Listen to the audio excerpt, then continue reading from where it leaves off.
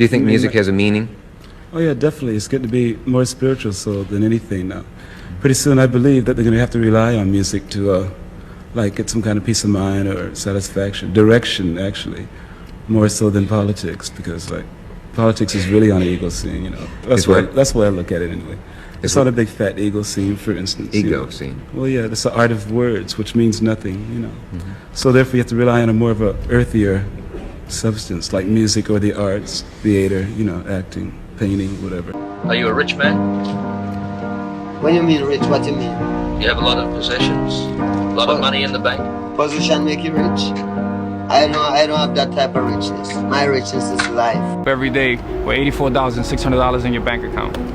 And every day, at the end of the night, it's gone, whether you wasted it or not, and then the next day you get another $84,600. You would do everything in your power to spend it, because you know the next day you're getting $84,600. You don't want to leave nothing there. You'd make the best of it, right? You get 84,600 seconds. Why waste time? It doesn't carry over to the next day. It doesn't earn interest. You know, take every day and every moment and make something of it. Make something positive. If a flower doesn't bloom, do you blame the flower or do you blame its environment? Right? So imagine like if this plant didn't bloom, are you going to like blame the plant and check the plant, or are you going to check the soil? Are you going to check the light? Are you going to check the air around it, the humidity? Because that's the reason why the plant grows, right? So we are that flower, right? But if we're not growing or we're not sprouting or blooming the right way, what is your environment? Who are you talking to? What Instagrams are you scrolling? What things are you filled with in your feed? What's your mind constantly talking about, even if it's about your... Worry about the people that God has removed from your life. He saw things you didn't see. He heard conversations you couldn't hear, and he made moves you wouldn't make. And that's it. With one piece of advice, what would it be? Make mistakes, but don't regret them. Learn from them. Because regrets are the hardest things to carry when you get older. A fucking savage, and you get out there and you grind hard, and you want it bad enough, you can run all these guys over, man. And this whole COVID thing, people don't want to go back to work, and you know, they want to stay home and all this bullshit, man. This next generation is just such a fucking group of pussies, man. For the small group of savages out there, run these fucking kids right over, man. Run them all. Surround yourself with people whose eyes light up when they see you coming. 2, slowly is the fastest way to get to where you want to be. And 3, the top of one mountain is the bottom of the next, so keep climbing. People are gonna make you feel uncomfortable at first, you know, and the most fake people, their job is talking and making people feel comfortable. Time to be angry. You know how much time it takes to hold an attitude and a grudge? That's time and energy. I don't have that time. The time that it takes you to go, I don't like that person, and keep that in you over a period of time, that's a lot of time that can be devoted to something positive. I choose positive because overall positive will always beat negative. Well, you know, Nelson Mandela said about that. He said, holding a grudge is like drinking poison and hoping it kills the other person. Season of resolutions, all these goals, but how do you get there? You are not going to get a big success in most cases unless you look at the steps, the incremental step by step, breath by breath that it takes to get to that place. Losing 50 pounds starts with losing an ounce. Take the time to do the small steps. And when I think of small steps, I also think of things like waking up in the morning, getting yourself dressed, getting to work. That's a step towards something. I had to drive here. I couldn't like transport myself to this setting where we are right now. It's the small steps first to get to the big. We have to celebrate those. It's the ego that wants everything right now. It has to do with impressing other people, like look at me, look what I've done. It really is about that. Your soul never looks for big. Your soul is patient. We look at people we emulate.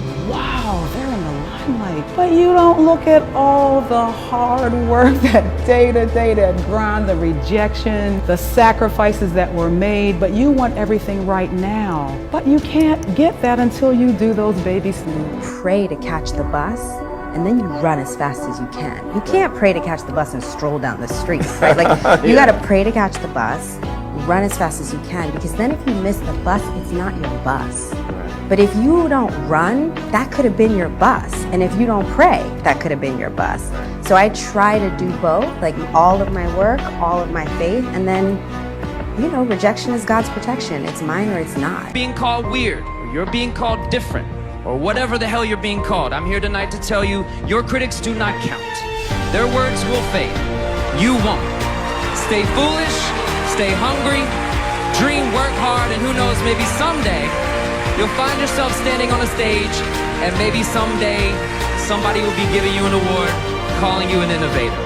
Are everywhere, all the time, helping you not hurt yourself. Because most people, they hurt themselves by listening to the wrong voices in your head. Depression, frustration comes from the voices of guilt, shame, judgment, condemnation, fear. You're not worthy, you know, it's like a hurricane of voices that attack you with depression and frustration. And pretty soon you don't listen to that voice that has all these angels saying, you are a beam of light and you can create miracles and blessings. The greatest miracle is to be happy. It takes courage to be happy. Have you heard the bad voices? All the time. When someone like myself wants to create a dimension of multiplicity of universal love, they come after you. They resent you trying to open a gate of a floodlight. You went public about being molested as a child. Why did you decide to reveal that? Healing. I needed to let a lot of people know that there's a way to heal and illuminate the act and letting it go forever. Because of two friends that I have, Jerry Jampolsky and Diane, they helped me look at this person who did this to me when I was a child. And I was able to reduce this person to a 7-year-old child as well. I saw him become a 7-year-old child with his own innocence. And I told him, I could spend the rest of my life being angry and sending you to hell. But right now I choose to see light behind you.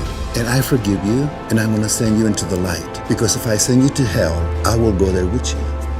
I don't want to go. Believe that everything happens for a reason. People change so that you can learn to let go.